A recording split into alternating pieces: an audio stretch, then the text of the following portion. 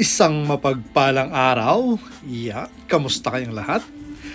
Dito muli tayo. At ang ating balita ngayon, wow, magandang balita ito para sa mga avid Casimero Cuadro Alas fans.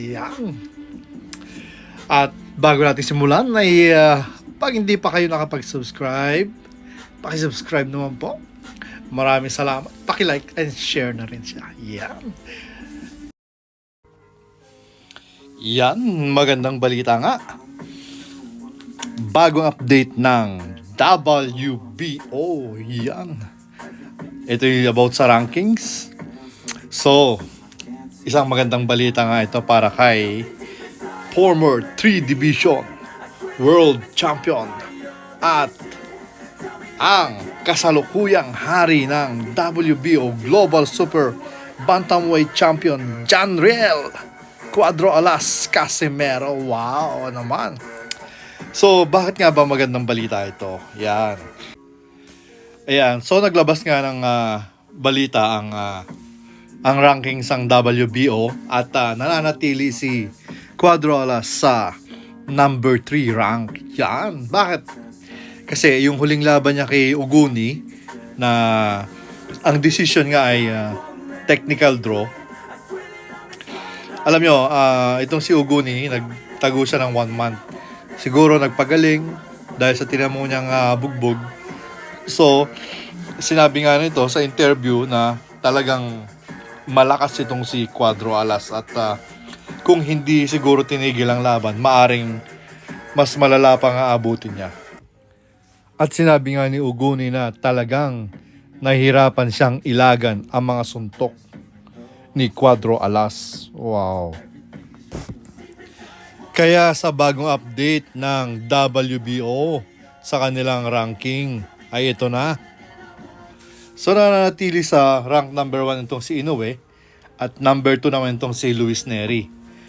At itong si Inoue, magkakaroon ng laban nitong December at yun ay sa ating kababayan na si Marlon Tapales. So ngayon, nag-utos ang WBC na si Luis Neri ay magiging mandatory sa mananalo sa laban ng Inoue versus Tapales. So ang nangyari ngayon, itong si Cuadro Alas, number 3 siya. So wala na itong si Inoue, saka itong si Luis Neri. Siya na yung magiging number 1 ngayon. So, ngayon, itong si Doheny ay nanalo sa last na laban niya. Ito yung number 4. Mas mataas pa rin si Casimero kay Doheny. Ngayon, kakailanganin ni Cuadro Alas ng isang magandang panalo upang siya yung magiging mandatory sa mananalo sa laban ni Luis Neri kung sino ang mananalo sa Tapales versus Inoue. Kaya nga, napakaganda na makalaban niya itong si Doheny dahil number 4 itong si Doheny. Kaya maganda yung kalalabasan nito.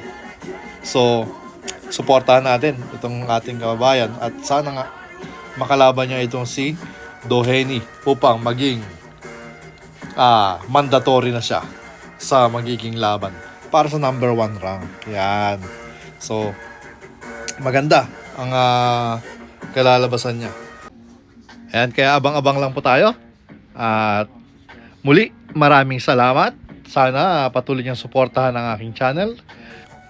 Ayan, at patuloy pa rin tayo maglalabas ng mga ganitong video. Salamat at sana patuloy ng pagtangkilik niyo. So God bless po sa inyo lahat. Thank you. Paki-like and subscribe naman. God bless.